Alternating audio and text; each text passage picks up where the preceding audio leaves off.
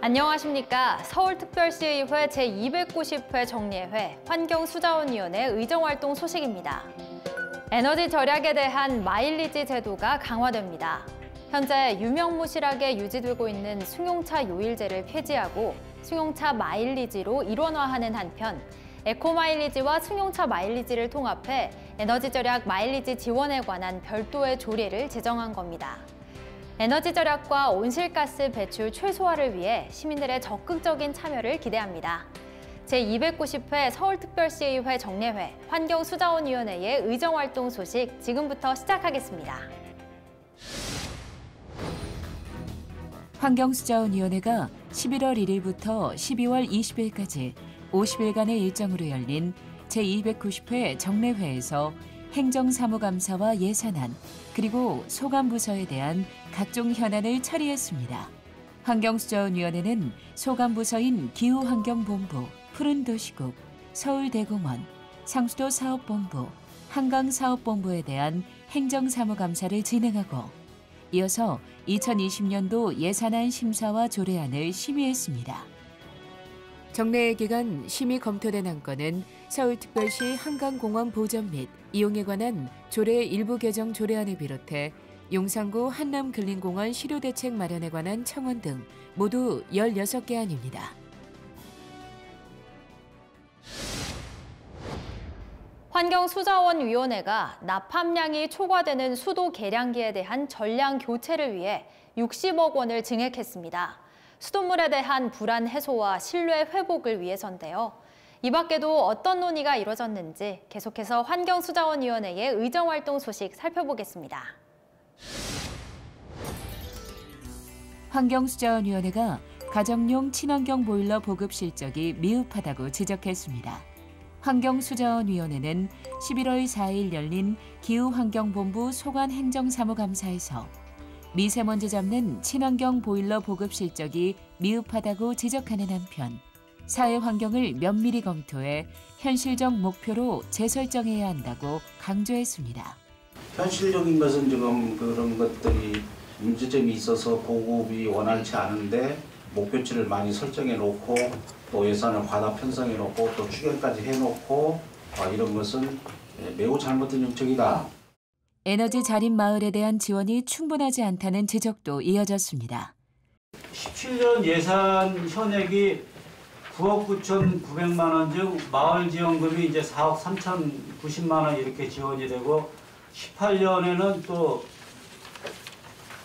1097 100만 그러니까 10억 9,700만 원 해가지고 마을 지원금은 3억 2,400만 원 이렇게 지출이 됐어요. 이 금액을 보면은 마을 그 지원 금액이 너무 적다고 이제 본연이 이렇게 생각을 하는데 서울시는 주민의 참여로 전기 소비를 줄이고 에너지 생산을 늘리는 공동체를 2012년부터 에너지 자립 마을로 지정해 지원하고 있으며 지원 예산은 기후변화기금을 통해 이루어지고 있습니다. 환경수자원위원회가 생활 속에서 폐기물을 줄일 수 있는 방안을 마련해달라고 주문했습니다.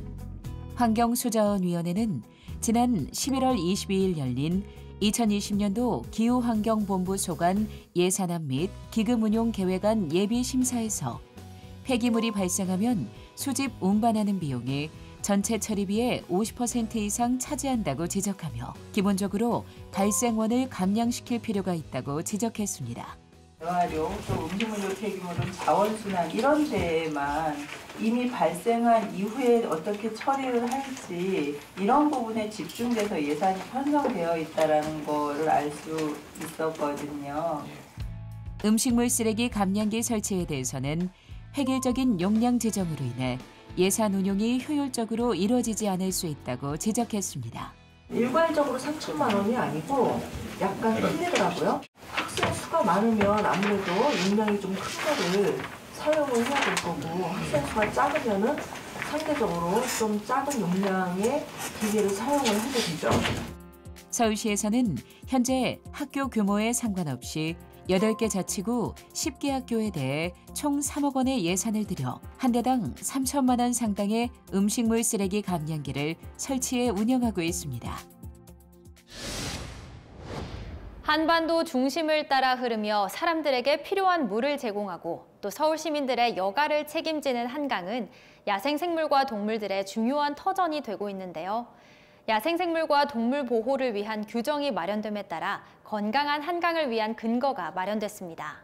시민 리포터가 찾아가서 자세한 내용 알아봤습니다. 함께 보시죠.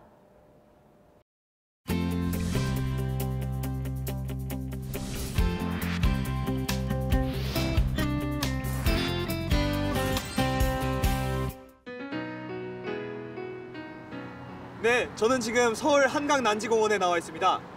여러분들 한강 자주 나오시나요? 저는 실내 카페보다는 이렇게 탁 트인 한강 보면서 커피 한잔 하는 게 좋아서 친구들과 자주 오곤 하는데요. 난지 한강공원에 설치된 인공섬은 생태 습지원과 보행 연결 통로로 연결되어 있고 주변에 야생탐사센터와 수변문화센터가 설치되어 있어 아이들에게 더없이 좋은 자연학습 공간인데요.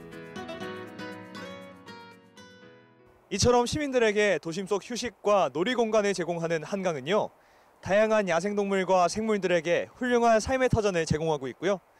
특히 난지 한강공원은 사람과 자연이 더불어 어울려 마음껏 뛰놀 수 있는 자연학습장으로 이용되고 있습니다.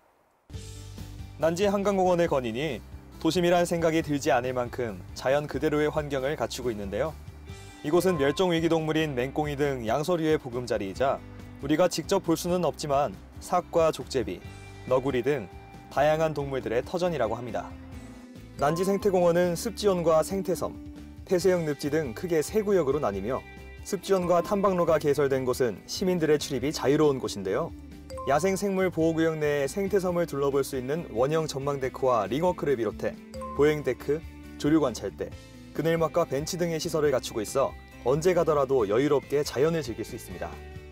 이처럼 한강의 생태를 시민들이 눈으로 보고 체험해 볼 수 있는 것은 한강사업본부가 건강한 한강이라는 추진과제 아래 한강공원 내 야생생물과 야생동물의 보호와 복원을 위한 다양한 노력 덕분인데요. 서울시의회는 한강공원 내 야생생물과 야생동물 보호 및 지원을 위해 서울특별시 한강공원 보전 및 이용에 관한 기본조례 일부 개정 조례안을 통과시켰습니다.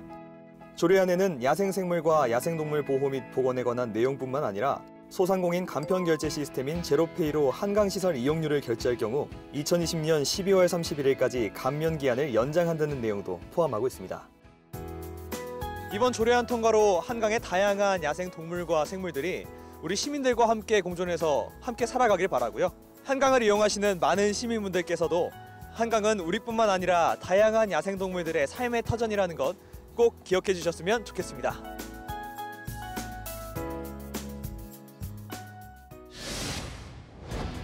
서울시가 전국 최초로 미세먼지 시즌제를 운영합니다.